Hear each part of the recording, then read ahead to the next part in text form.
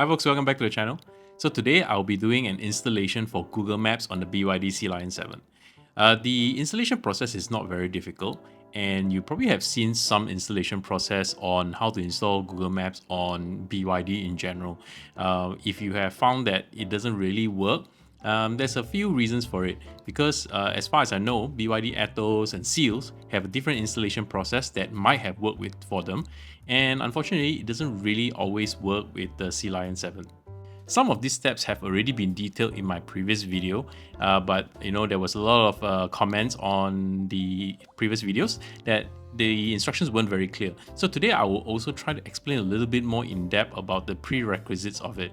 So assuming that you already know the prerequisites, you can kind of jump ahead of the video if you want to, but nonetheless I will try to go through as much detail as I can to kind of guide you guys along the installation process. To explain this a little better, I've decided to use a bunch of slides to kind of hopefully give you a better visual representation of what we're trying to do. So the first things first, you need to have a laptop, obviously, and your car.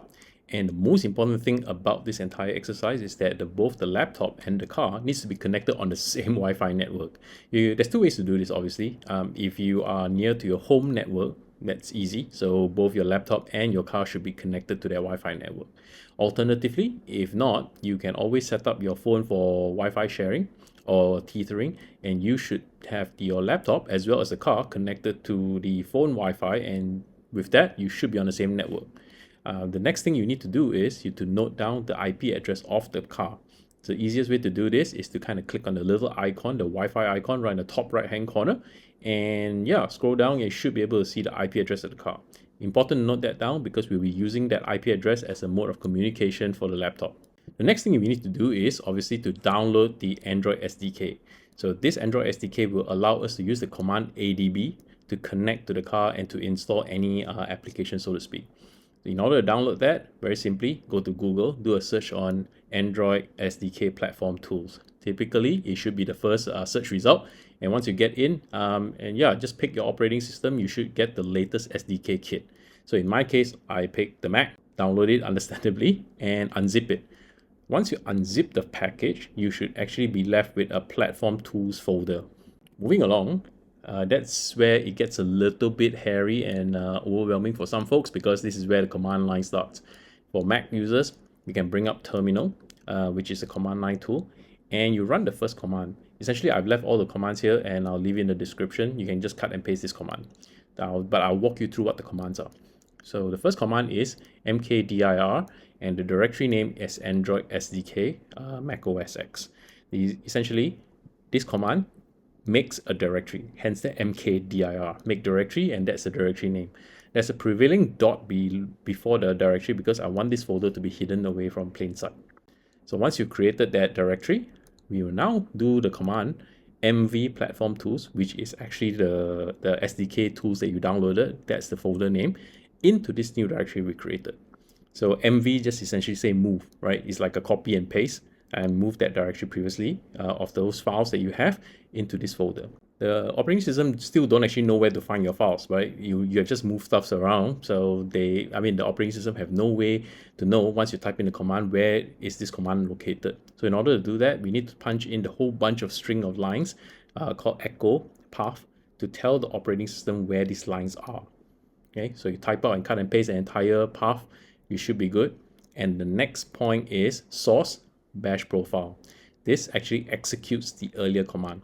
Now, once you execute source, the OS or Mac OS now will know that if you type in ADB connect, I know exactly where this command is and it's in that hidden folder that you created. So once this is all done, when you have step number 4, to test that it works, you can type ADB connect and you put in the IP address of the car previously, and you should see it's connected successfully. So with that, that's the prerequisite, and now we can proceed to the installation of Google Maps on the car. So now we're in the car. So the first thing I want to kind of show you guys, it's the IP address that we talked about earlier. So it's right at the top here. If you go click the little icon, you should be able to see it right at the bottom here. So in my case, it's 192.168.92.19. So with that, I will also do the same, like I said, to make sure that it's all working on my laptop. I will do an ADB connect into that IP address. Okay, so as you can see now, it says failed to connect to the particular car. There's a reason for this. I actually forgot, and I was actually good that I'll show you this. So every time you want to do this, you need to also set the car to debug mode. So some of you may know, if you go into settings and you go under version and under factory reset, just keep tapping it. And you get this special menu. Once you get the special menu, you can do a rotate screen. And you should, let me just zoom out a little bit. Okay, so you take the top one, and if you tap once, it will show turn on ADB debugging. So once that's done, and it's actually now ready. So you can flip the screen back and go back to the main page. Okay, so let's try the command again. Hopefully it takes this time. Okay, so it's showing up connected to 192.168.92.19. So that's all hunky-dory now. So the next thing you need to do is obviously think about what kind of package you need to download. For Google Maps specifically, you need an application called Gbox. I've actually have it installed already here, as you can see, right at the bottom here. There's an app called Gbox. If I expand the app drawer, you will also see Gbox here, right to Netflix. So go and download Gbox app. Gbox essentially is an emulator that you need to get. Once you download that app, the installation process is exactly the same as how you would install the Google Maps. Today, I'm going to show you ADB install Google Maps. Essentially, you can, instead of using Google Maps, you can do ADB install and the APK that you downloaded for Gbox and do the same thing. I now need to do an ADB install. I believe it's Google Maps. Okay, so that is my file name. You can actually get an old version or a newer version, so it's really up to you what version you want to get. This version I have is XAPK. I'm actually not very interested in installing this particular version because the XAPK requires a different mode of install. ADB install only works with APK and not XAPK. Oops. Okay, let's find the other file that I'm interested in. Okay, let's do an ls. I know it's somewhere here. I downloaded it. Ah, there it is. It's actually called Google-Maps version 11. So I actually took an older version of Google Maps because it's an APK and not an XAPK. So let's try again now. Okay, so I'll do an ADB. Oopsie.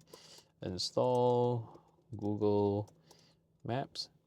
And that should go. If I hit enter, it will start streaming the install.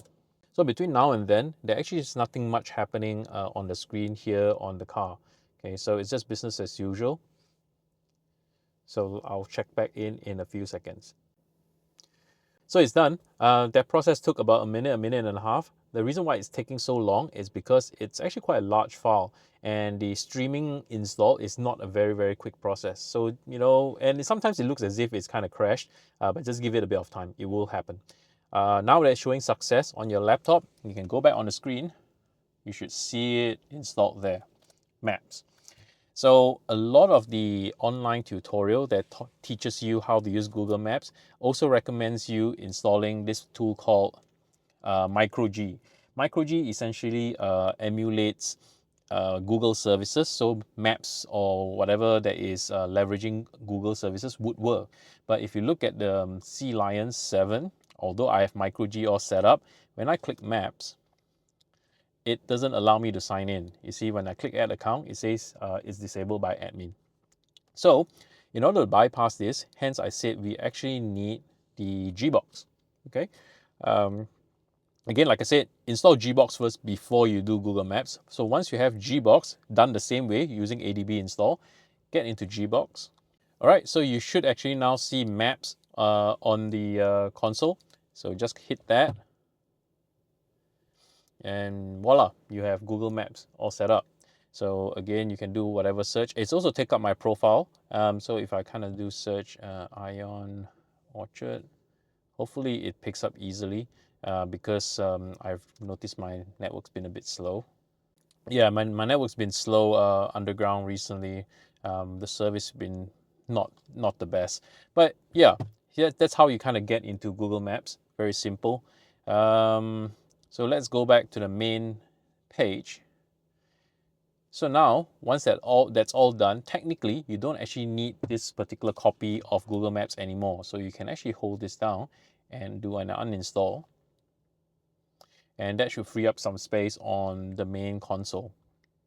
So again, if you go back to Gbox, you can click on Maps and it should just load up fine.